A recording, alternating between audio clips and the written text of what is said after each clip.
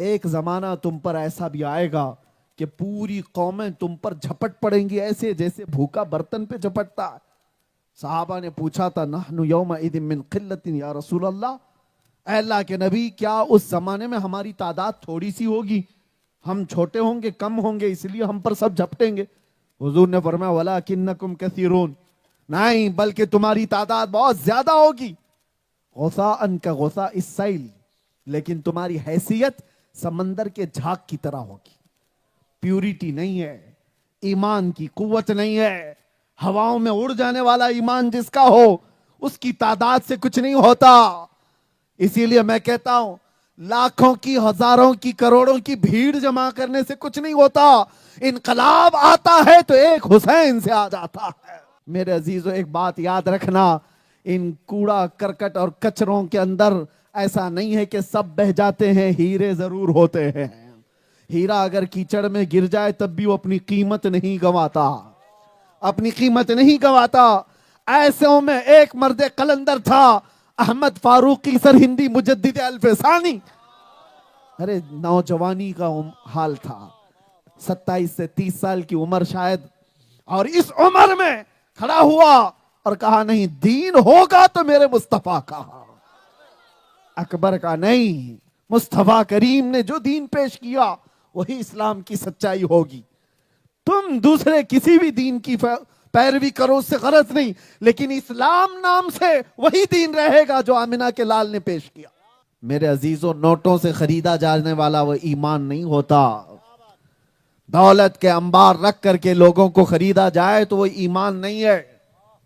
ایمان وہ ہے کہ جو آندھیوں کے رخ کو موڑ دیا کرتا ہے، لوگوں کو سوچنے پر مجبور کر دیتا ہے۔ آج بھی پوری دنیا اس بات پر حیرت انگیز طریقے سے سوچ میں مبتلا ہے، یہ فاقہ کش موت سے ڈرتا نہیں ذرا، روح محمدی اس کے بدن سے نکال دو۔ دنیا یہی کہتی ہے آج، بھوکا رہتا ہے، پیاسا رہتا ہے، ٹوٹا بکھرا ہوا ہے، لیکن موت سے ڈرتا نہیں۔ میرے عزیزوں نوٹوں سے خریدا جانے والا وہ ایمان نہیں ہوتا، دولت کے انبار رکھ کر کے لوگوں کو خریدا جائے تو وہ ایمان نہیں ہے۔ ایمان وہ ہے کہ جو آندھیوں کے رخ کو موڑ دیا کرتا ہے، لوگوں کو سوچنے پر مجبور کر دیتا ہے۔ آج بھی پوری دنیا اس بات پر حیرت انگیز طریقے سے سوچ میں مبتلا ہے، یہ فاقہ کش موت سے ڈرتا نہیں ذرا، روح محمدی اس کے بدن سے نکال دو۔ دنیا یہی کہتی ہے آج، بھوکا رہتا ہے، پیاسا رہتا ہے، ٹوٹا بکھرا ہوا ہے، لیکن موت سے ڈرتا نہیں۔ وہ ایمان ہے کہ حضرت انس رضی اللہ تعالیٰ عنہ فرماتے ہیں مدینے میں بھی شراب حرام نہیں ہوئی تھی، سٹیپ بائی سٹیپ دھیرے دھیرے شراب حرام ہوئی۔ ایک شام ایسی کہ حضرت انس کہتے ہیں میں شراب کے پیالے بھر بھر کر کے لوگوں کو دیتا تھا، جو قہوہ خانے ہوتے تھے جہاں لوگ بیٹھ کر کے شراب پیتے تھے، تو اچانک مدینے کی گلیوں میں آواز آئی یا ایھا المسلمون قال رسول اللہ صلی اللہ علیہ وسلم حرمت الخمر، اے ایمان والو، مسلمانوں، اللہ کے نبی کا فرمان آ گیا کہ آج سے شراب حرام ہو گئی۔ کوئی اعلان کر رہا تھا، یہ اعلان کی آواز جیسی ہی کانوں پر پڑی، حضرت انس کہتے میرے ہاتھ سے شراب کا پیالہ چھوٹ گیا، میں نیچے پٹک دیا، اور صرف ان کی بات نہیں، جتنے بیٹھے تھے کوئی لبوں سے قریب لگایا ہوا تو وہیں سے پھینک دیا، جس کے ہاتھ میں جہاں جہاں تھی سبوں نے پھینک دیا۔ یہ عرب کے وہ لوگ جو 50 سال 60 سال پرانی شراب پینے کے عادی تھے، یہ 40 سال 50 سال تک شراب کو جمع کر کے رکھتے پھر پیتے تھے، نشہ زیادہ کرنے کی عادت انہیں تھی۔ وہ حضرت انس کہتے ہیں ایک شام ایسی آئی کہ لوگوں نے اپنے ہاتھوں کے پیالے ہی نہیں پٹکے تھے، بلکہ ہر گھر میں جہاں جہاں شراب تھی سبوں نے مٹکے توڑ دیے۔ ایک رات مدینے کی ایسی تھی، ساری نالیاں اور سارے گٹر صرف شراب سے بہہ رہے تھے۔ ایک فرمان آیا تھا، ایک فرمان۔ میں کہتا ہوں میرے عزیزو یہ واقعہ میں نے کیوں کہا، حضرت انس کا یہ بیان سن کر کے میں یہ سوچتا ہوں ارے وہ صحابہ یہ بھی تو کہتے ارے ابھی تو یہ اعلان کر رہا ہے، ہم جا کے رسول اللہ سے پوچھ لیں گے صحیح میں ہے بھی کہ نہیں، پکا اعلان ہوا بھی ہے کہ نہیں۔ یا پھر آج اعلان ہوا ہے کل سے نافذ ہوگا؟ نہیں، صرف رسول اللہ کی طرف سے یہ بات آئی کہ حرام ہو گئی، سبوں نے پیالے پٹک دیے، یہ ایمان۔ میں آپ کو بتاؤں، نفسیات کی بات کر رہا ہوں، سائیکولوجی کی۔ جب آپ کو کوئی چاقو دکھائے، تلوار دکھائے، مارنے کی بات کہے، اور اس وقت آپ کو ڈٹے رہنے میں ایک شوق محسوس ہوتا ہے، پراؤڈ فیل ہوتا ہے، نہیں میں اپنے ایمان پر قائم رہوں گا، کوئی کیا بگاڑ لے گا، زیادہ سے زیادہ تو مار ڈالے گا، اس وقت تک تو ٹھیک ہے۔ سختیوں پر آدمی فیس کر لیتا ہے فخر کرتے ہوئے، لیکن اس سے ڈینجر امتحان خوشیوں کا ہوتا ہے۔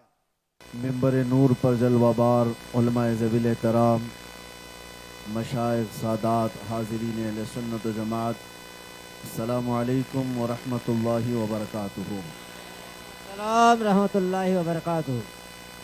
الحمدللہ، الحمدللہ الحنان المنان الذي خلق الإنسان وعلمه البيان، والصلاة والسلام على رسوله سيد الإنس والجان، وعلى آله وأصحابه ذوي الخير والإحسان، أما بعد، وأعوذ بالله من الشيطان الرجيم، بسم الله الرحمن الرحيم، ومن يتوكل على الله فهو حسبه، إن الله بالغ أمره قد جعل الله لكل شيء قدرا، صدق الله مولانا العظیم۔ بارگاہ رسالت معاف صلی اللہ تعالی علیہ وسلم میں ایک بار درود پاک کا ہدیہ پیش کریں۔ اللہم صل علی سیدنا محمد معدن الجود والکرم وآلہ واصحابہ الکرام وابنہ الکریم وبارک وسلم صلاة دائمة سرمدا ابدا۔ عزیزان گرامی وقار، مجھے اندازہ ہے کہ ٹھنڈیوں کی رات میں آپ بیٹھے ہوئے ہیں، لیکن سنیوں کو ٹھنڈا کبھی نہیں ہونا چاہیے، ہمیشہ گرم رہنا چاہیے۔ ٹھنڈی لگ تو نہیں رہی ہے؟ سنی اندر سے بھی اور باہر سے بھی گرم ہی ہوتا ہے، اور عشق مصطفیٰ صلی اللہ تعالی علیہ وسلم کی گرمی وہ ایسی گرمی ہے جس کو اعلیٰ حضرت امام اہل سنت فاضل بریلوی رحمۃ اللہ تعالی علیہ فرماتے ہیں، اے عشق تیرے صدقے جلنے سے چھٹے سستے ہیں۔ اے عشق تیرے صدقے جلنے سے چھٹے سستے، جو آگ بجھا دے گی وہ آگ لگائی ہے، ہم نے جو آگ لگائی ہے اپنے اندر، یہ وہ آگ ہے جو جہنم کی آگ کو بھی بجھا دے گی۔ جو آگ بجھا دے گی وہ آگ لگائی ہے، پھر کے گلی گلی تباہ ٹھوکریں سب کی کھائی کیوں، دل کو جو عقل دے خدا تیری گلی سے جائے کیوں، جان ہے عشق مصطفیٰ روز فزوں کرے خدا، جس کو ہو درد کا مزہ ناز دوا اٹھائے کیوں۔ عزیزان گرامی وقار، رجب المرجب کا چاند نظر آ چکا ہے، اور آج آپ کے علاقے کا مجھے علم نہیں، لیکن ممبئی اور اطراف میں رجب کی پہلی شب ہے۔ اللہ تبارک و تعالی ان برکتوں والے اور رحمتوں والے اور عبادتوں والے مہینوں کو ہمارے لیے خیر و برکت والے بنائے۔ اللہم بارک لنا فی رجب و شعبان و بلغنا رمضان۔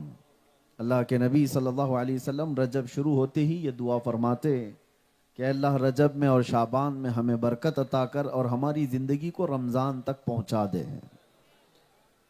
اب جب رجب دیکھ لیا ہے تو رمضان تک جینے کی تمنا کرنی چاہیے کہ اللہ تعالیٰ اس سال کا رمضان بھی ہمیں عطا فرمائے۔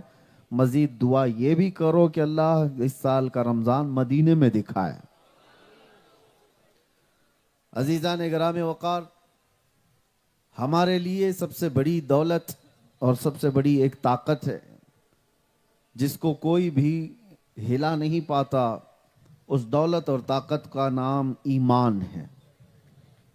ایمان ایک ایسے یقین کو کہتے ہیں جو آندھیوں سے نہیں ہلتا.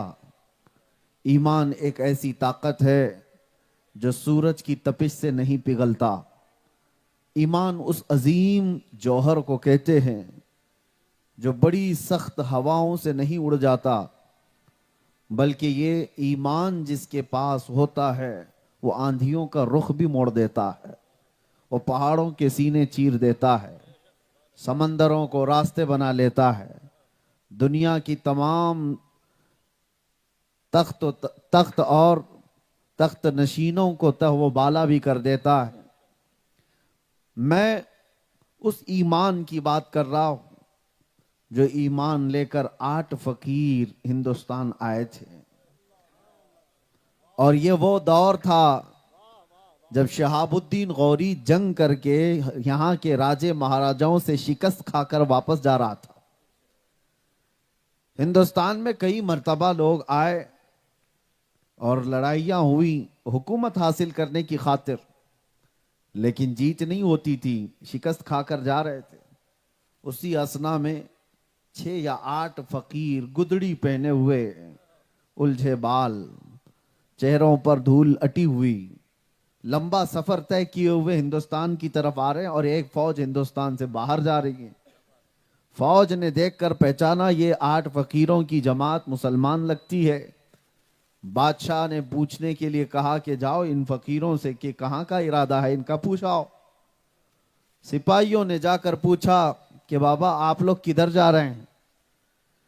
تو یہ وہ بابا نہیں تھے جو مریدوں کے جیب پر جیتے تھے. یہ وہ بابا تھے جنہوں نے یہ نہیں کہا ہم ہندوستان دیکھنے جا رہے ہیں، بلکہ ان باباؤں نے کہا ہم ہندوستان فتح کرنے جا رہے ہیں. سبحان اللہ. فقیروں کی جماعت نے یہ نہیں کہا کہ وزٹ کرنے جا رہے ہیں، بلکہ انہوں نے کہا ہندوستان کو فتح کرنے جا رہے ہیں. سپاہیوں نے جب بادشاہ کے سامنے بات کہی تو ٹھٹا مار کر کے ہنسا گیا، اور سپاہیوں نے ان فقیروں سے کہا دیکھتے ہو کتنی بڑی فوج ہے ہمارے پاس، ہاتھی گھوڑے تلوار بھالے نیزے سب کچھ ہمارے پاس ہے، لیکن یہاں کے راجے مہاراجاؤں سے ہم شکست کھا کر واپس جا رہے ہیں، ہم ٹوٹ کر کے واپس نکل رہے ہیں، اور تمہارے پاس ہے کیا؟ یہ چند فقیروں کی جماعت، اور کہہ رہی اتنے بڑے ملک کی فتح کی بات کر رہے ہو.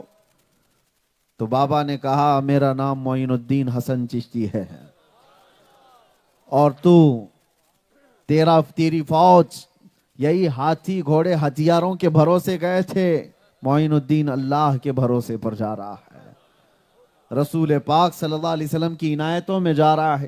یہ وہ ایمان کی دولت ہے، اسی کو توکل کہتے، اسی کو یقین ہے. یہ جس انسان کے اندر آ جائے میرے عزیزو، وہ بڑی سی بڑی طاقتوں کی پرواہ نہیں کرتا. وہ ایمان آج ایسا پیدا کرو کہ لاٹھی ڈنڈے سے ڈرنے والا ایمان نہیں، ہواؤں کی سختیوں سے ڈرنے والا ایمان نہیں، بلکہ اس شخص کو منافق کہتے ہیں جو موسم دیکھ کر کے اپنے ایمان بدل لیتا ہے، اپنے چہرے بدل لیتا ہے، اپنے خد و خال بدل لیتا ہے، اس کو تو منافق کہتے ہیں.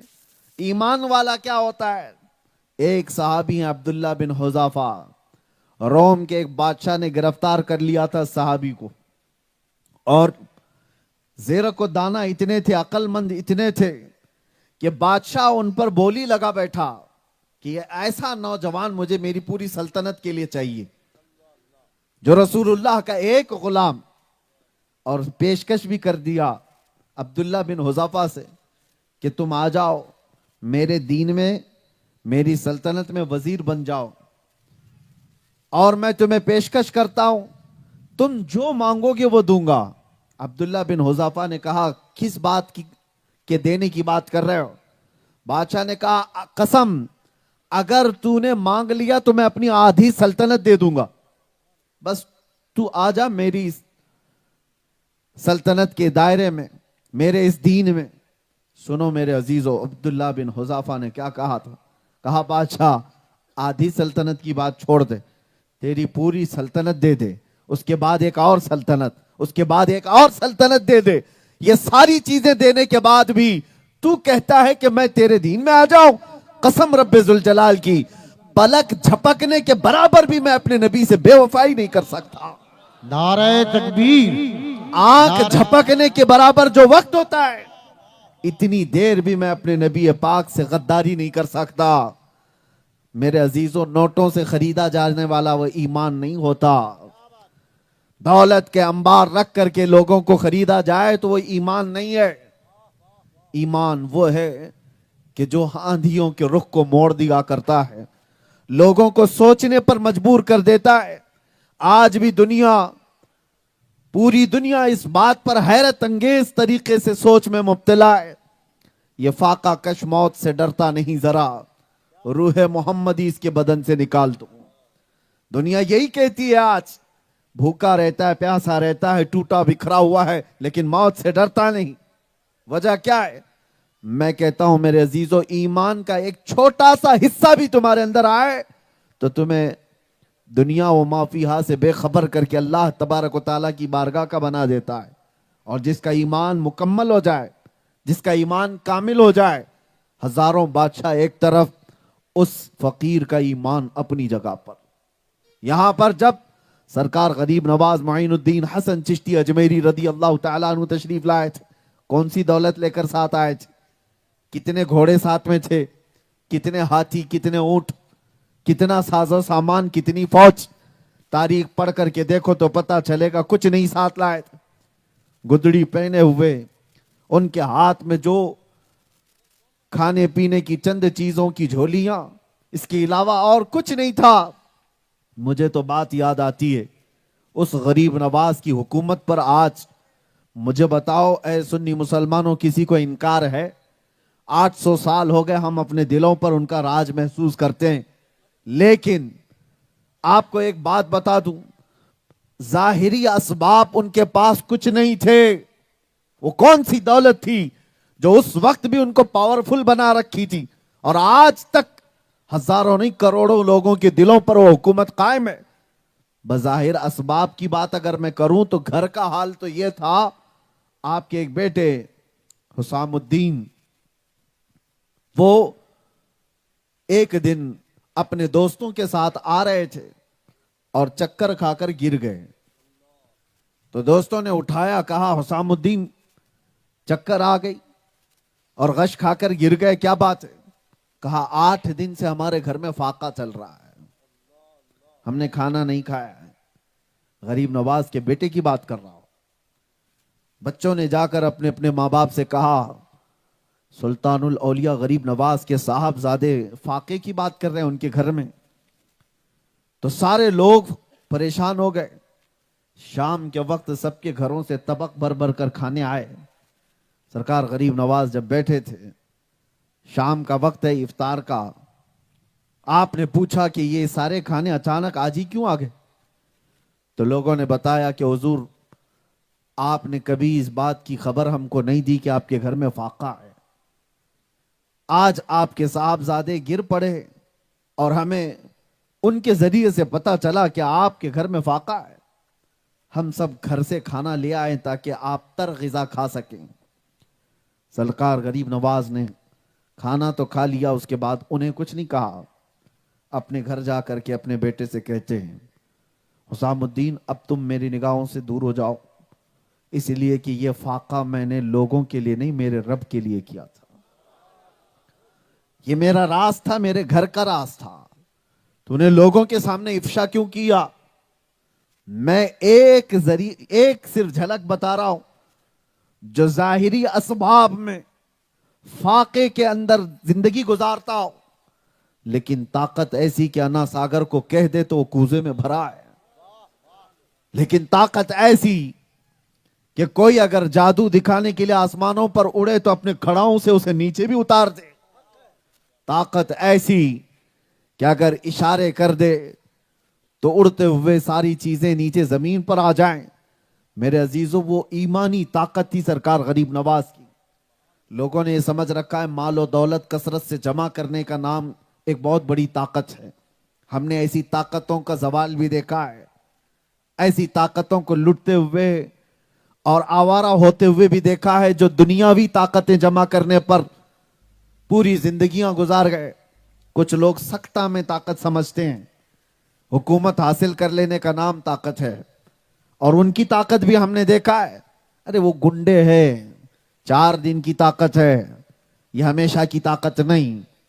پاور ہاتھ میں آ جانے کے بعد اگر غریبوں کے سروں پر کرسیاں بچھانے کا نام طاقت سمجھتے ہو تو یہ گنڈا گردی ہے اور چند دنوں کی ہے. اس طرح کی طاقتیں تو جنگلی جانوروں میں بھی آ جاتی ہیں. طاقت وہ نہیں ہے, طاقت وہ ہے.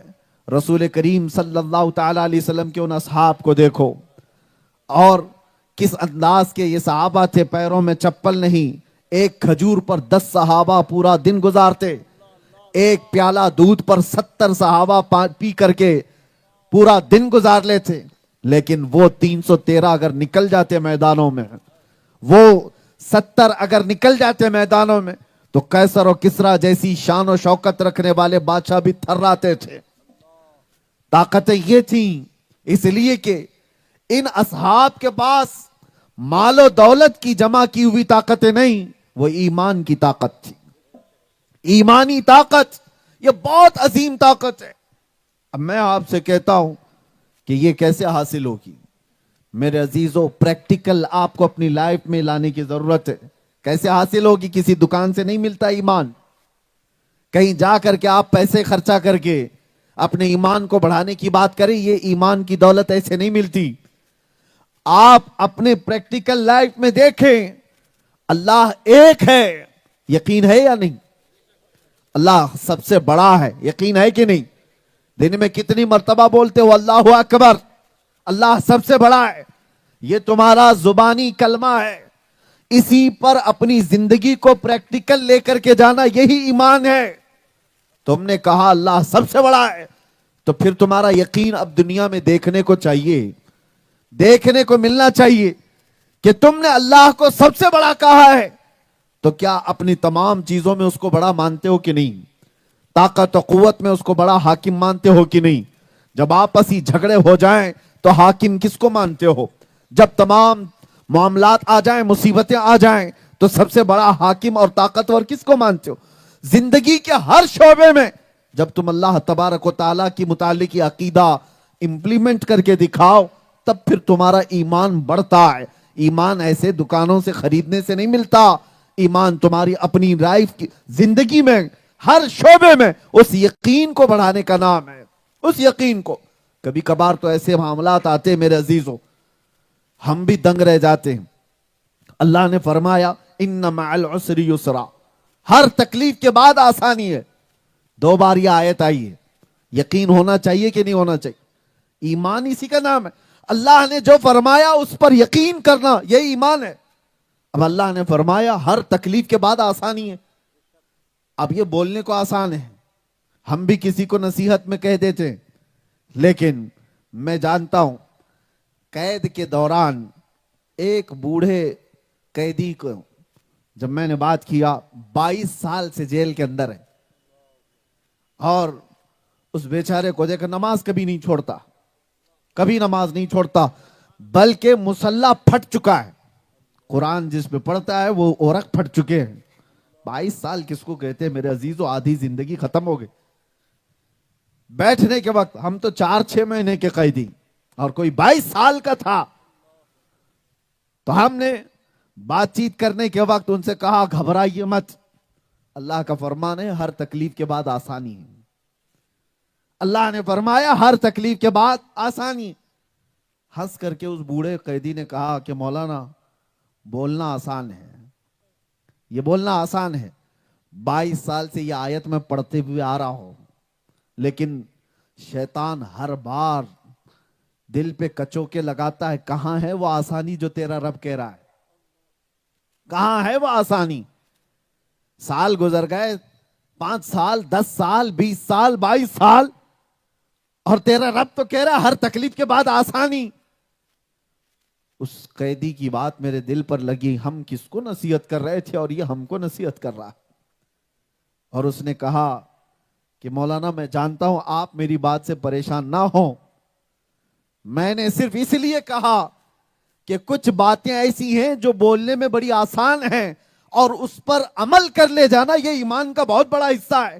میں تو صرف اس بات پر زندگی گزارتا ہوں. میرا رب کا فرمان آج بھی سچا ہے, 22 سال کیا 72 سال بھی وہ اندر رکھے تو یقین ہے اس کے بعد آسانی آئے گی. اس نے جب فرمایا تو آسانی آئے گی، یہ یقین کے ساتھ جیتا ہوں. یہ اور بات ہے کسی کو 1 دن کے بعد آسانی مل جائے، کسی کو 1 مہینے کے بعد مل جائے، کسی کو سال بھر بعد مل جائے، وہ ارحم الراحمین ہے. اگر ہم طے کریں کہ آسانی کل ہونا چاہیے تو کیا ہم خدا کے برابر ہیں؟ ہم نہیں طے کر سکتے. اس آیت پر یقین رکھنے والے ایسے قیدی کو بھی میں نے دیکھا. میرے عزیزو، ایمان ایسی پریکٹیکل لائف میں آتا ہے. زندگی گزرنے کے وقت جو معاملات تمہارے بیچ آتے ہیں اس پر یقین کرنے کا نام ایمان ہے. ہم تو دیکھتے کتنے تو ایسے ہیں جائیداد کے معاملات پر لڑ بھڑ کر کے آئے ہیں. کچھ بھائی بہنوں کا حق مار کر کے بیٹھے ہیں، کچھ بہنیں بھائیوں کو وراثت سے بے دستبردار کر کے بیٹھی ہوئی ہیں، بے دخل کر کے بیٹھی ہوئی. بہت سارے ایسے لوگ ہیں جنہوں نے اپنے وارثین کا حق مار دیا. اور جب یہ معاملات مفتی شرع کے پاس پہنچتے ہیں، مفتی شرع بتائے تمہیں کہ تمہارا اتنا حق ہے، تمہاری بہنوں کا اتنا حق ہے. یہ اللہ نے قرآن میں فرمایا، پورا صفحہ موجود ہے، یوصیکم اللہ فی اولادکم للذکر مثل حظ الانثیین. وراثت کے پورے احکام اللہ نے بیان کر دیے. ماں کا کتنا حق ہے، باپ کا کتنا حق ہے، بیٹیوں کا کتنا ہے، بھائیوں کا کتنا ہے، بہنوں کا کتنا ہے، کتنے قسم کے بھائی ہیں، وہ سب چیزیں بیان ہو گئیں قرآن پاک میں. اب ہم سامنے رکھ دیں یہ جھگڑالو لوگوں کے کہ تمہارا اتنا حق ہے، تمہارا اتنا حق ہے، وہ لپیٹ کر کے نکل جاتے ہیں. دیکھا جائے گا کورٹ سے جو ہوگا ہم دیکھ لیں گے. مولانا کی بات ہم کو سمجھ میں نہیں آتی، ہم کورٹ سے دیکھ لیں گے. کورٹ سے بھی 5 سال 10 سال، کچھ تو 35 سال لڑائی کرتے ہیں مال و اسباب کے لیے. میرے عزیزو، ایمان تو یہ تھا کہ ایک بالش کیا 1 انچ بھی جگہ تمہارے حق میں زیادہ آ گئی اور اللہ کا فرمان آ گیا، اللہ نے فرما دیا کہ یہ تیرا نہیں ہے، اسے چھوڑ دینے کا نام ایمان ہے. وہاں اپنی مرضی نہیں، اپنی طبیعت کا دخل نہیں. تمہاری لالچ تو یہ کہے گی کہ سب میں ہی ہڑپ لوں، اس کا بھی میں ہی لے لوں، اس کا بھی میں ہی لے لوں. اپنے نفس پر کنٹرول کر کے اللہ کے حکم کو غالب کرنا، یہ ایمان ہے. اور لوگ پریکٹیکل ایمان میں ہے نہیں، ایمان کی بات کرتے ہیں.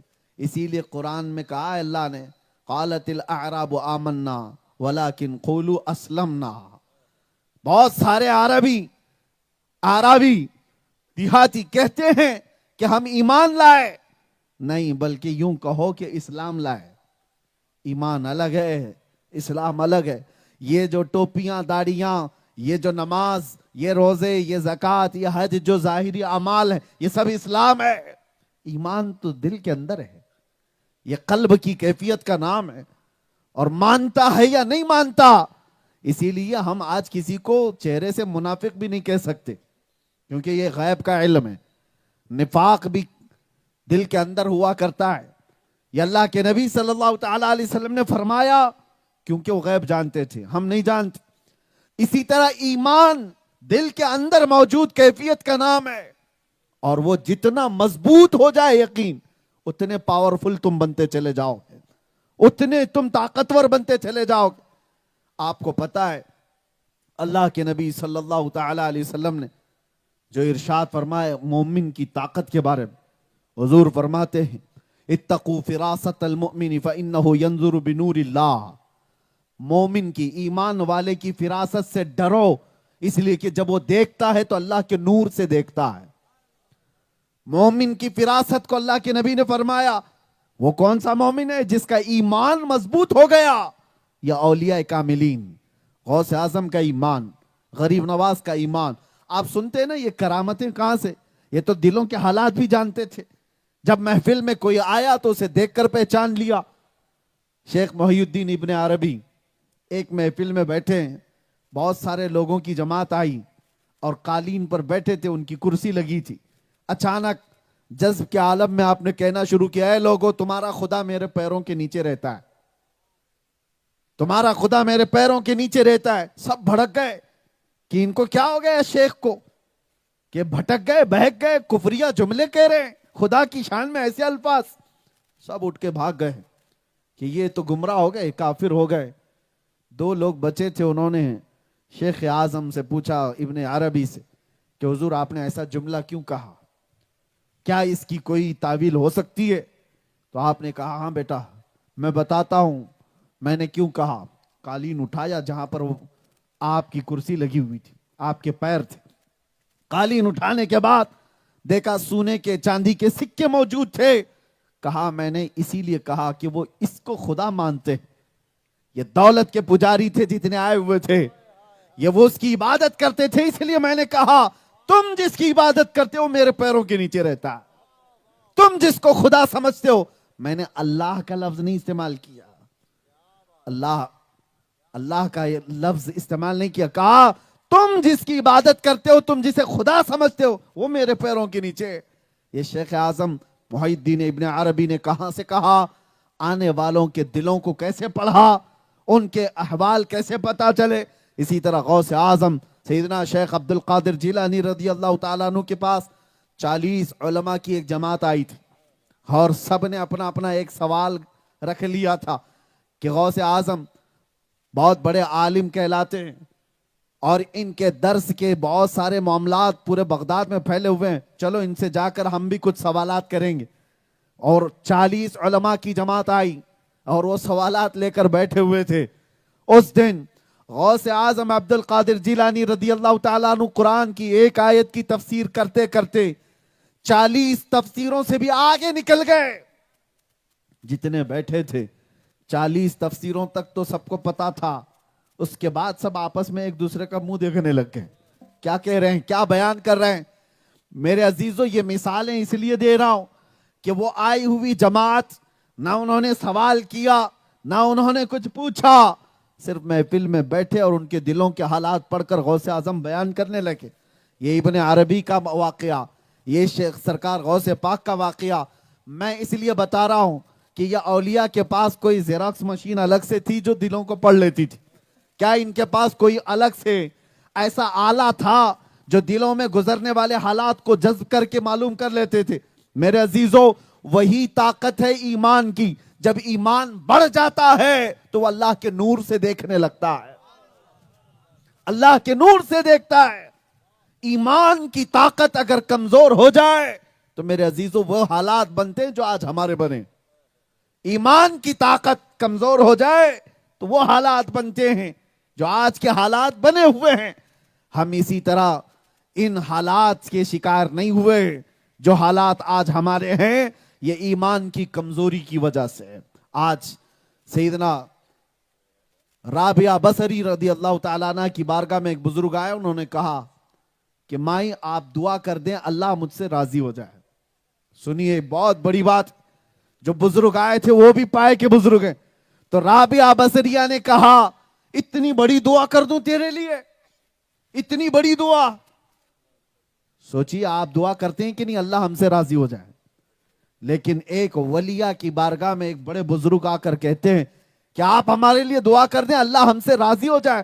آپ کہتی ہے بہت بڑی دعا کی بات کر رہا ہے تو، اس سے پہلے یہ بتا کیا تو بھی اللہ سے راضی ہے؟ کیا تو بھی اللہ سے راضی ہے؟ تو اس بزرگ نے کہا مائی آپ کیسی بات کر رہے ہیں، کیا بندہ کوئی ایسا بھی ہے جو اللہ سے ناراض ہوتا ہو؟ ہمارا حق کہاں ہے کہ ہم اللہ سے ناراض ہوں؟ ہم تو راضی ہی ہیں۔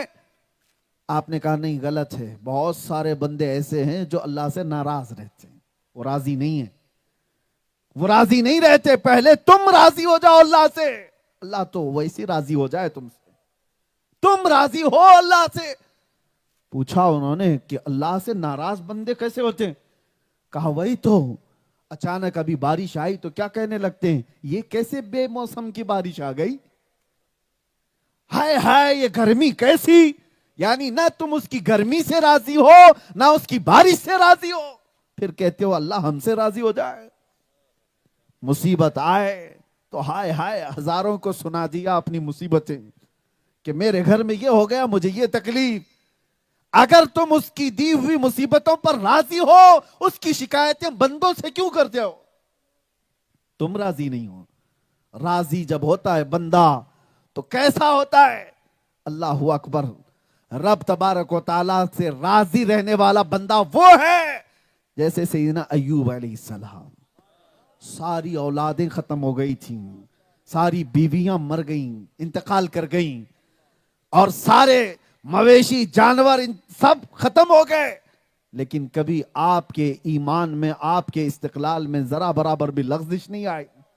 بیمار اتنے ہو گئے تھے، بیمار اتنے ہو گئے تھے کہ بستر پر سوتے تھے تو چمڑی لگ جاتی تھی اور زبان میں دراڑیں پڑ گئی تھی.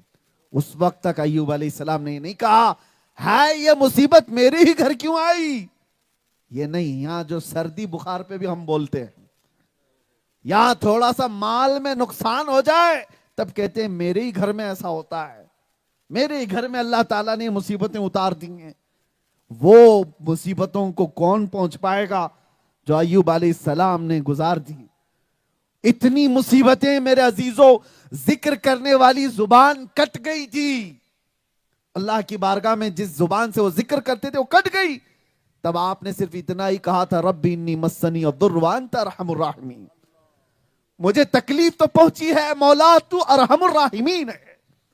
پھر رب تبارک و تعالیٰ اس امتحان سے نکالا، صحت بھی عطا کیا، اولاد بھی عطا کیا، جو کچھ بھی فنا ہوا تھا سب کو اللہ نے دوبارہ عطا کیا. یہ ہے ایمان کی علامت.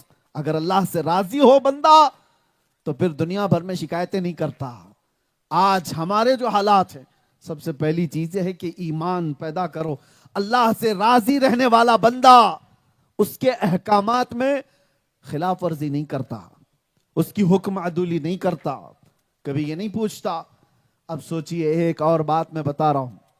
موسیٰ علیہ السلام کے زمانے میں سنا ہے کہ ایک خاتون کو بچے نہیں تھے، اولاد نہیں تھی. وہ گئی اور دعا کے لیے کہتی ہے. آپ نے لوح محفوظ میں دیکھا اور کہا اس کی اولاد نہیں ہے، قسمت میں اولاد لکھی نہیں ہے. وہ روتی ہوئی جا رہی تھی، کسی ایک درویش کے پاس سے گزر ہوا تو اس نے کہا کہ دعا کرتا ہوں اللہ تعالیٰ تجھے دے دے. میں اس واقعے کی صحت پر کلام نہیں کر رہا، لیکن جن بزرگوں نے اس کو بیان کیا میں آپ سے عرض کرتا ہوں، اس ایک درویش کی دعا پر اللہ تبارک و تعالیٰ نے اس کو اولاد دیا، وہ خاتون. بعد میں موسیٰ علیہ السلام نے رب تعالیٰ سے پوچھا کہ اے اللہ، اس خاتون کی قسمت میں اولاد تو لکھی نہیں تھی، اسے کیسے ملی؟ تو رب تبارک و تعالیٰ نے فرمایا اس کا جواب یہ ہے کہ موسیٰ جاؤ، ایک چاقو لے لو اور ایک برتن، اور اپنی قوم میں جا کر لوگوں سے کہو کہ اللہ نے تمہارے جسم کا ایک ٹکڑا مانگا ہے، کاٹ کے دے دو. آپ آئے قوم کے سامنے کہ اللہ نے تمہارے جسم کا ایک ٹکڑا مانگا ہے. ادھر ادھر لوگ بھاگنے لگ گئے، جسم کا ٹکڑا کاٹ کر کے دینا. وہی درویش بیٹھا ہوا تھا فقیر، اس کے پاس جیسی یہ آواز آئی وہ اٹھ کر بھاگتا ہوا آیا. کہا کہ اے نبی اللہ، کیا اللہ نے جسم کا حصہ مانگا ہے؟ کہا ہاں. چاقو لے لیا اس فقیر نے، اپنے جسم کے حصے کاٹنے لگ گیا. کبھی ادھر سے کاٹتا ہے، کبھی ادھر سے، کبھی ران کا، کبھی پیٹ کا، کبھی پیچھے کا، سب حصے کاٹ کاٹ کر کے ٹکڑے رکھنے لگا. جسم پورا لہو لہان خون سے بھر گیا. اللہ کے نبی نے کہا کہ تجھ سے کہا تھا اللہ نے ایک ٹکڑا مانگا ہے، تو نے پورے جسم کو چھل دیا. اس فقیر نے کہا یہ تو نہیں پتا تھا کہ اللہ نے کس جگہ کا مانگا ہے، میں نے جسم کا ہر حصہ رکھ دیا، کوئی تو اسے پسند آ جائے. میرے عزیزوں، یہ ہے فرمان رب ذوالجلال پر بندے کی حاضری. یہ ایمان کا حصہ ہے، یہ ایمان کا حصہ ہے. اور یہاں پر حال یہ ہے، مسجد سے آواز آتی رہی حی علی الصلاۃ، کوئی کان تک نہیں دھرتا. یہی اگر باہر کوئی اعلان کر دے کہ آ جاؤ 1-1 لاکھ کا ٹوکن لے لو، پھر لائن لگ جائے. اگر یہی صبح کوئی اٹھ کر کے نیتا آئے اور کہے کہ لوگوں کو 1-1 گنٹا زمین دی جا رہی ہے، آ جاؤ، سارے بستر چھوڑ کر بغیر منہ دھوئے بھاگیں. یہ کیا ہے؟ یہ ایمان کا حصہ ہے. دنیاوی اسباب پر اگر یقین بڑھ گیا ہے تو پھر ایمان کہاں ہے؟ وہ ایمان ہے کہ حضرت انس رضی اللہ تعالیٰ عنہ فرماتے ہیں مدینے میں ابھی شراب حرام نہیں ہوئی تھی. स्टेप बाय स्टेप धीरे धीरे शराब हराम हुई. ایک شام ایسی کہ حضرت انس کہتے ہیں میں شراب کے پیالے بھر بھر کر کے لوگوں کو دیتا تھا. جو قہوہ خانے ہوتے تھے جہاں لوگ بیٹھ کر کے شراب پیتے تھے, تو اچانک مدینے کی گلیوں میں آواز آئی, یا ایھا المسلمون قال رسول اللہ صلی اللہ علیہ وسلم حرمت الخمر. اے ایمان والو, مسلمانوں, اللہ کے نبی کا فرمان آ گیا کہ آج سے شراب حرام ہو گئی. کوئی اعلان کر رہا تھا, یا اعلان کی آواز جیسی ہی کانوں پر پڑی, حضرت انس کہتے میرے ہاتھ سے شراب کا پیالہ چھوٹ گیا, میں نیچے پٹک دیا. اور صرف ان کی بات نہیں, جتنے بیٹھے تھے کوئی لبوں سے قریب لگایا ہوا تو وہیں سے پھینک دیا. جس کے ہاتھ میں جہاں جہاں تھی سبوں نے پھینک دیا. یہ عرب کے وہ لوگ جو 50 سال 60 سال پرانی شراب پینے کے عادی تھے, یہ 40 سال 50 سال تک شراب کو جمع کر کے رکھتے پھر پیتے تھے. نشہ زیادہ کرنے کی عادت انہیں تھی. وہ حضرت انس کہتے ہیں ایک شام ایسی آئی کہ لوگوں نے اپنے ہاتھوں کے پیالے ہی نہیں پٹکے تھے, بلکہ ہر گھر میں جہاں جہاں شراب تھی سبوں نے مٹکے توڑ دیے. ایک رات مدینے کی ایسی تھی, ساری نالیاں اور سارے گٹر صرف شراب سے بہ رہے تھے. ایک فرمان آیا تھا, ایک فرمان. میں کہتا ہوں میرے عزیزو, یہ واقعہ میں نے کیوں کہا, حضرت انس کا یہ بیان سن کر کے میں یہ سوچتا ہوں, ارے وہ صحابہ یہ بھی تو کہتے, ارے ابھی تو یہ اعلان کر رہا ہے, ہم جا کے رسول اللہ سے پوچھ لیں گے صحیح میں ہے بھی کہ نہیں, پکا اعلان ہوا بھی ہے کہ نہیں, یا پھر آج اعلان ہوا ہے کل سے نافذ ہوگا. نہیں, صرف رسول اللہ کی طرف سے یہ بات آئی کہ حرام ہو گئی, سبوں نے پیالے پٹک دیے. یہ ایمان, برسوں پرانی اپنی عادت کو ٹھوکر مار دینا فرمان رسول کے آگے, یہ ہے ایمان. اگر یہ ایمان نہیں آیا ہے تو صرف نعروں سے اور صرف دعووں سے کوئی طاقت نہیں آتی. ہم ہزاروں نہیں کروڑوں کی تعداد میں ہیں آج. یہی تو میرے آقا صلی اللہ علیہ وسلم نے فرمایا, یوشک ان تداعی علیکم الامم کما تداعی الاکلۃ الی قصعتها. ایک زمانہ تم پر ایسا بھی آئے گا کہ پوری قومیں تم پر جھپٹ پڑیں گی ایسے جیسے بھوکا برتن پہ جھپٹتا ہے. صحابہ نے پوچھا تھا, نحن یومئذ من قلۃ یا رسول اللہ, اے اللہ کے نبی کیا اس زمانے میں ہماری تعداد تھوڑی سی ہوگی, ہم چھوٹے ہوں گے, کم ہوں گے, اس لیے ہم پر سب جھپٹیں گے؟ حضور نے فرمایا ولکنکم کثیرون, نہیں بلکہ تمہاری تعداد بہت زیادہ ہوگی. غثاء کا غثاء السیل, لیکن تمہاری حیثیت سمندر کے جھاگ کی طرح ہوگی. پیوریٹی نہیں ہے, ایمان کی قوت نہیں ہے. ہواؤں میں اڑ جانے والا ایمان جس کا ہو اس کی تعداد سے کچھ نہیں ہوتا. اسی لیے میں کہتا ہوں لاکھوں کی, ہزاروں کی, کروڑوں کی بھیڑ جمع کرنے سے کچھ نہیں ہوتا. انقلاب آتا ہے تو ایک حسین سے آ جاتا ہے, انقلاب آتا ہے ایک صلاح الدین سے آتا ہے, انقلاب آتا ہے تو ایک اورنگزیب سے بھی آتا ہے, انقلاب آتا ہے تو ایک ٹیپو شہید سے بھی آتا ہے. بڑی تعداد اور بہت سارے افراد جمع کرنے سے نہیں کام ہوتا. اسی لیے جس نے کہا وہ سچ کا ہے, کوانٹیٹی نہیں کوالٹی چاہیے.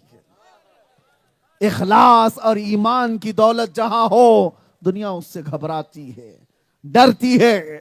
میں نے دیکھا ہے میرے عزیزو, علماء تو بہت سارے ہیں اور ہزاروں کی تعداد میں, لیکن ماضی قریب میں 80 اور 70 کی دہائی میں اگر جائیں, 70s کی بات کر رہا ہوں, بڑے بڑے علماء بھی تھے اور نام کے مولوی بھی تھے, کثرت تھی بہت سارے ہندوستان بھر میں سارے جگہوں پر.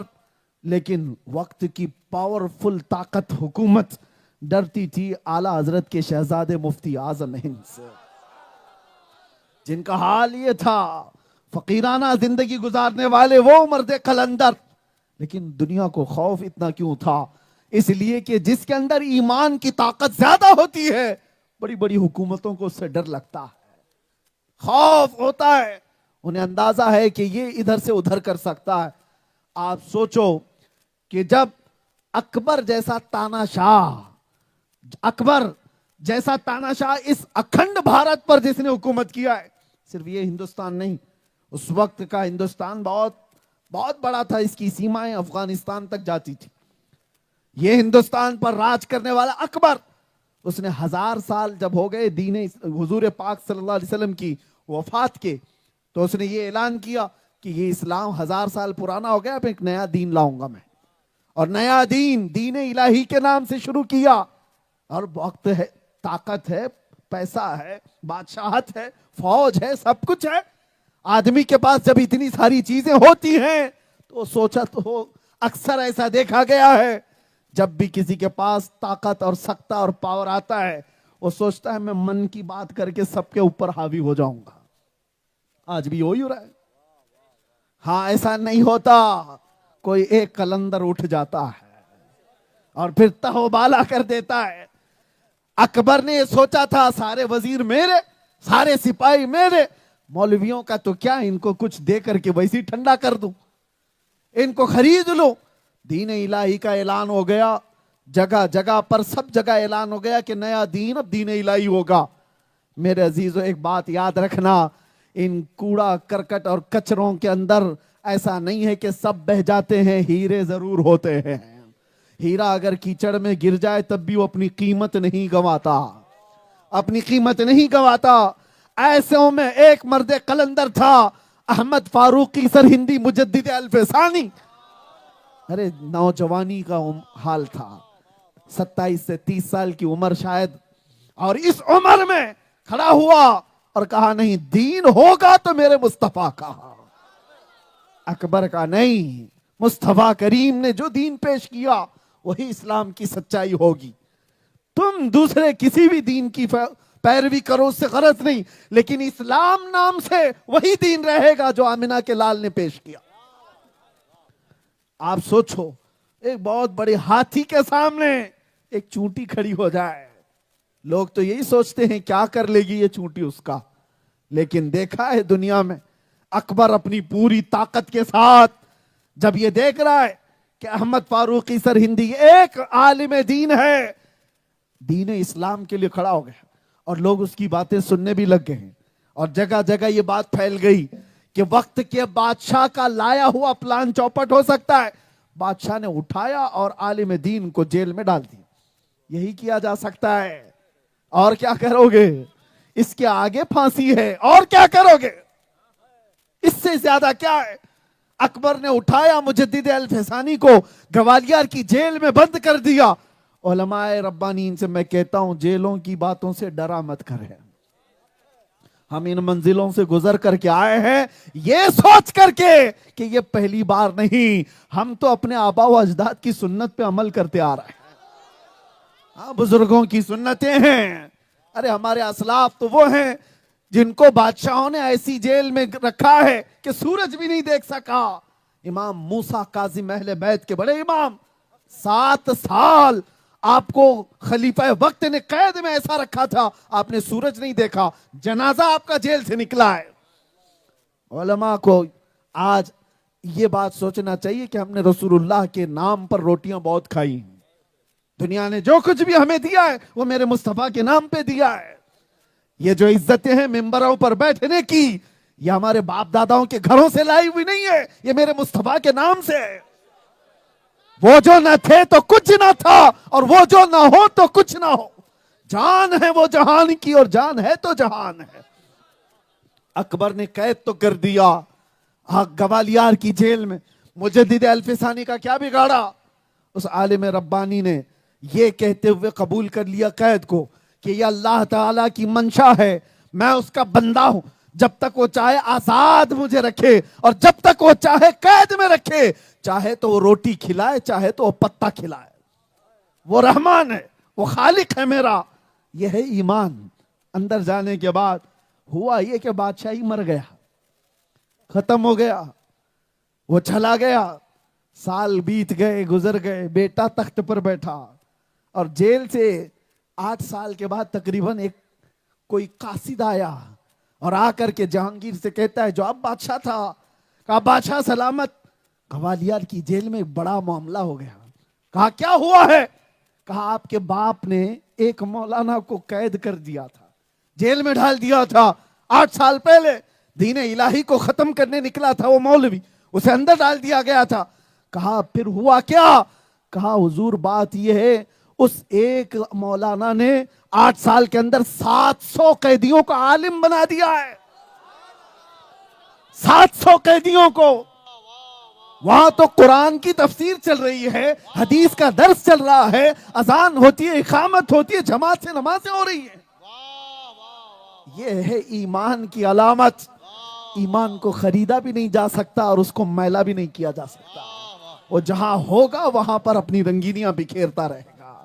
میرے عزیزو, دنیا نے یہ سارے معاملات کر کے دیکھے, لیکن ایمان کی طاقت جہاں ہو وہ ٹس سے مس نہیں ہوتی, وہ ساری چیزوں کو قبول کر لیتی ہے. اب تمہارا بھی امتحان ہے آج کے حالات میں. دیکھیں, ہمیشہ سختیاں ہی نہیں امتحان لیتی, خوشیاں بھی امتحان لیتی. ہاں, سختیوں میں امتحان دے سکتا ہے بندہ, یہ سوچ کر کے اس کو پراؤڈ فیل ہوتا ہے. میں آپ کو بتاؤں, نفسیات کی بات کر رہا ہوں, سائیکولوجی کی. جب آپ کو کوئی چاقو دکھائے, تلوار دکھائے, مارنے کی بات کہے, اور اس وقت آپ کو ڈٹے رہنے میں ایک شوق محسوس ہوتا ہے, پراؤڈ فیل ہوتا ہے, نہیں میں اپنے ایمان پر قائم رہوں گا, کوئی کیا بگاڑ لے گا, زیادہ سے زیادہ تو مار ڈالے گا, اس وقت تک تو ٹھیک ہے. سختیوں پر آدمی فیس کر لیتا ہے فخر کرتے ہوئے, لیکن اس سے ڈینجر امتحان خوشیوں کا ہوتا ہے. یہ سختیوں کے ذریعے سے جو امتحان ہوا, ہو سکتا ہے پاس ہو جاؤ, لیکن کبھی لڑکیوں کا حسن سامنے آ گیا, کبھی دولت, کبھی شباب, کبھی کباب تمہارے سامنے رکھ دیے گئے, تمہیں تو پتہ ہی نہیں چلا کہ کب سامنے والا ڈاکو ایمان لے لیا. میرے عزیزو, صرف سختیاں امتحان نہیں لیتی ایمان کا, بسا اوقات خوشیاں بھی ایمان لیتی ہیں. اسی لیے ہم نے بہت سارے مالداروں کو دیکھا, مال آتا ہے تو اتنی چربی پہلے آ جاتی ہے کہ دین کا مذاق اڑانے لگتے ہیں. کتنے ایسے مالدار ہیں, انہیں ایسا لگتا ہے مسجد کی صفوں میں کھڑا ہونا یہ غریبوں کا کام ہے. ہم تو بڑے اسٹیٹس والے لوگ ہیں, ہمارا اسٹیٹس الگ ہے, ہم بڑے لوگوں میں بیٹھتے ہیں. مولانا جیسے لوگوں کے سامنے ان کے ساتھ اٹھنا بیٹھنا ہمارا کام نہیں ہے. مال آنے کے بعد بھی امتحان ہے تمہارا, اور کبھی حسن امتحان لیتا ہے, کبھی جائیداد امتحان لیتی ہے, اور یہ امتحانات بہت سخت ہیں ایمان کے لیے. یہاں ذرا برابر بھی ڈگمگائے تو میرے عزیزوں بہت خطرناک انجام ہے. اسی لیے میں آپ کو اب میری گفتگو سمیٹتے ہوئے آخری بات عرض کر رہا ہوں, آخری باتیں, چند جملے. خالد بن ولید اپنی فوج لے کر ایک قلعے پر اچانک حملہ کر دی, جہاں سے جس قلعے سے بیٹھ کر کے منصوبے منائے جاتے تھے, اچانک خالد بن ولید نے گھیراؤ کر لیا. وہ عیسائی تھے, بڑے پیسے والے لوگ تھے, اور وہ لڑ نہیں سکے. اچانک محل چھوڑ کر, پورا قلعہ چھوڑ کر بھاگ گئے, بغیر لڑائی بھاگ گئے سارے.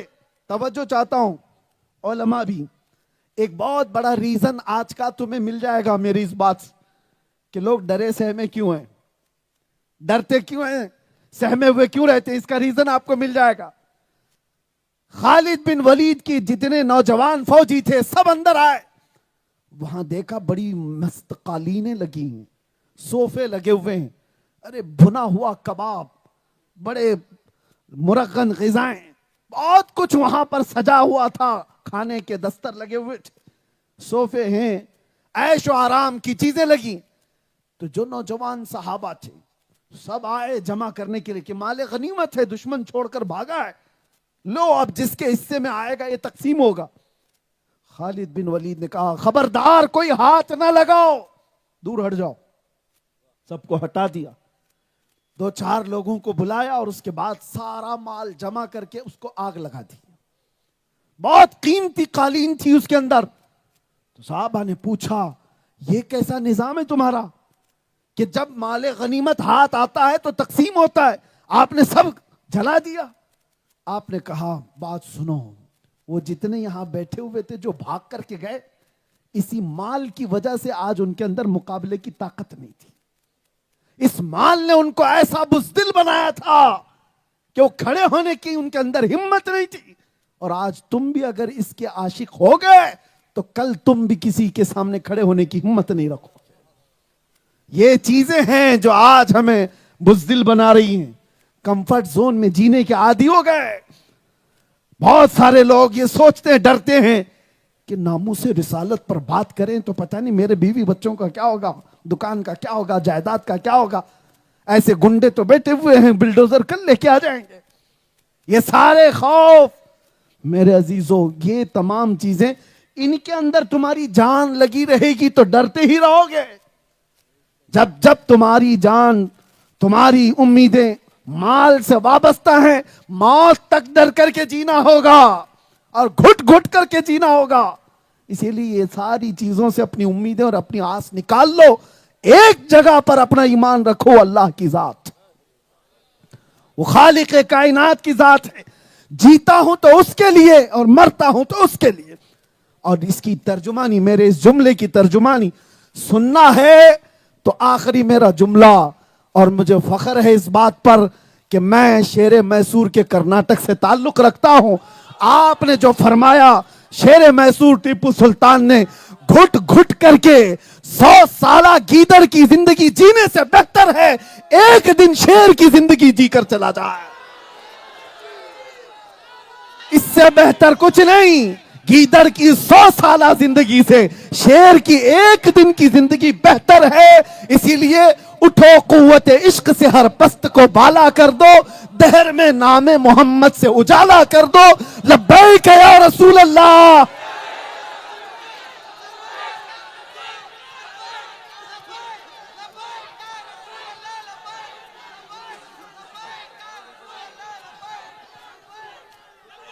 ذمہ داروں سے گزارش ہے حضرت کی گلپوشی کریں. گلپوشی کا انتظامیہ کمیٹی سے گزارش ہے پہلے حضرت کو گلپوشی کر دیں، اس کے بعد صلاۃ و سلام پڑھی جائے گی. صلاۃ و سلام کے لیے کھڑے ہو جائیں.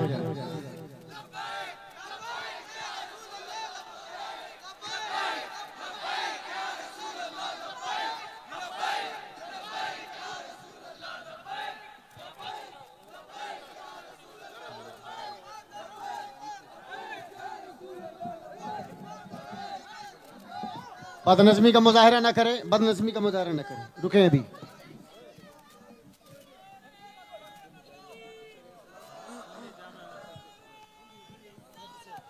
اے شہنشاہ مدینہ الصلاۃ والسلام، زینت عرش معلی الصلاۃ والسلام.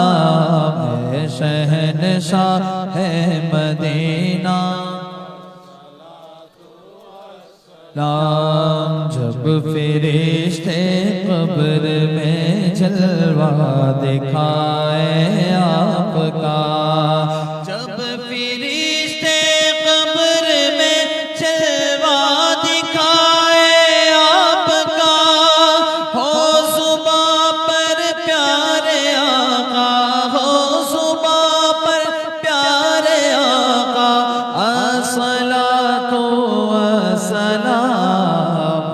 شہنشاہ مدینہ الصلاۃ والسلام، زینت عرش معلی الصلاۃ والسلام. شہنشاہ مدینہ میں وہ سننی ہوں جمیل قادری مرنے کے بعد، میں وہ سننی ہوں جمیل قادری مرنے کے بعد. میرا لاشا بھی کہے گا، میرا لاشا بھی کہے گا، الصلاۃ والسلام.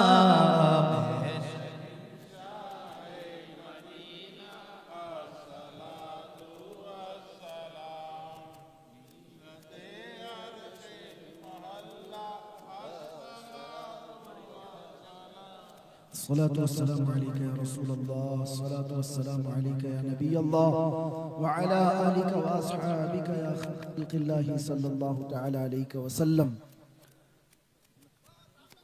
جن حضرات نے خواہش ظاہر کی تھی سلسلہ عالیہ قادریہ میں بیعت ہونے کی. میں جس طرح سے پڑھاؤں میرے ساتھ مل کر پڑھیں, اور جو آلریڈی کسی سے مرید ہیں, بیعت ہیں, وہ توبہ کرنے کی نیت سے مل کر کے پڑھ سکتے ہیں. اعوذ باللہ من الشیطان الرجیم, بسم اللہ الرحمن الرحیم. لا الہ الا اللہ محمد الرسول اللہ صلی اللہ علیہ وسلم. رضیت باللہ ربا وبمحمد صلی اللہ علیہ وسلم رسول النبی وبالاسلام دینا وبالقرآن کتابا وبالکعبۃ قبلہ وبالمؤمنین اخوہ.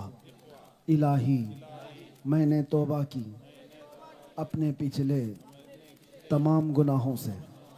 عہد کرتا ہوں شریعت مصطفیٰ پر قائم رہوں گا. ہر فرض ہر واجب کو ان کے وقتوں پر ادا کرتا رہوں گا. ہر برائی سے بچتا رہوں گا. میں داخل ہوا سلسلہ عالیہ قادریہ میں. الہی مجھے غوث پاک کے مریدوں میں قبول فرما. قیامت کے دن ان کی جماعت میں حشر فرما. میں نے اپنی جان, اپنا مال, اپنا سب کچھ اللہ اور اس کے رسول کے لیے بیچ دیا. میں نے اپنی گردن ناموس رسالت کی حفاظت کے لیے وقف کیا. ان اللہ اشترى من المؤمنین انفسهم واموالهم بان لهم الجنہ يقاتلون في سبيل الله فيقتلون ويقتلون وعدا عليه حقا في التوراة والإنجيل والقرآن ومن أوفى بعهده من الله فاستبشروا ببيعكم الذي بايعتم به وذلك هو الفوز العظيم. الہ العالمین ستار العیوب غفار الذنوب قدیر جبار خدا اس محفل پاک کو شرف قبولیت عطا فرما. یہاں پر جتنے حاضر آئے سب کو نکلنے سے پہلے بخشیوں میں شمار فرما دے. اے اللہ ہمارے صغیرہ کبیرہ تمام گناہوں کو معاف کر دے. ہم سب کو گناہوں کی بیماری سے شفا عطا فرما. اے اللہ اس پورے علاقے میں جتنے خوش عقیدہ سنی مسلمان ہیں سب کے ایمان, عمل, عقیدے کی, آبرو کی, عزت کی حفاظت فرما. اے اللہ سب کو بری بیماریوں سے محفوظ فرما. جو ان میں بے مقروض ہیں ان کے قرضوں کو آسان کر دے. اے اللہ جو بے اولاد ہیں انہیں صاحب اولاد بنا دے. جو بے جوڑ ہیں انہیں نیک و صالح رشتے عطا کر. اے اللہ کریم خدا جو بے روزگار ہیں انہیں حلال روزیاں عطا کر. ہماری ماؤں, بہنوں, بچیوں, بیٹیوں, بہوؤں, بیویوں سب کو ہم نے تیرے حوالے کر دیا. ان کی عزتوں کی حفاظت فرما. اے اللہ جو ناحق مقدمے اور جیلوں میں ان کو آزاد کر دے. پاسبان ملت اور حافظ ناموس رسالت حضرت مولانا قمر غنی عثمانی صاحب کی رہائی عطا فرما. اللہ ان کو قید سے آزادی عطا کر دے. اے رب کریم قیامت تک ہماری نسلوں میں عاشقان مصطفیٰ پیدا فرما. ہماری اولاد کو بدعقیدہ اور گمراہ ہونے سے محفوظ کر دے. نہ جانے یہ آنکھیں کب ہمیشہ کے لیے بند ہو جائیں. مولا ان آنکھوں کے بند ہونے سے پہلے ایک بار تیرے حبیب پاک کے چہرے کی زیارت نصیب فرما. ان اللہ وملائکتہ یصلون علی النبی یا ایھا الذین آمنوا صلوا علیہ وسلموا تسلیما. اللہم صل علی سیدنا محمد معدن الجود والکرم وآلہ واصحابہ الکرام وابنہ الکریم وبارک وسلم. دعواہم فیہا سبحانک اللہم وتحیتہم فیہا سلام وآخر دعواہم ان الحمد للہ رب العالمین. جب دمیں واپسی ہو یا اللہ, جب دمیں واپسی ہو یا اللہ, لب پہ جاری ہو بس لا الہ الا اللہ محمد رسول.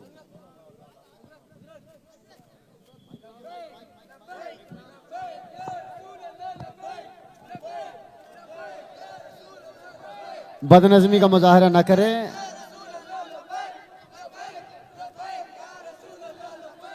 آر کے اسٹوڈیو پر یہ پروگرام لائیو ہوا, نور رضا پروڈکشن پر یہ پروگرام لائیو ہوا. بعد میں آپ تمام حضرات سے گزارش ہے आर के स्टूडियो और नूर रजा प्रोडक्शन को देखें और सब्सक्राइब करते हुए जाएं।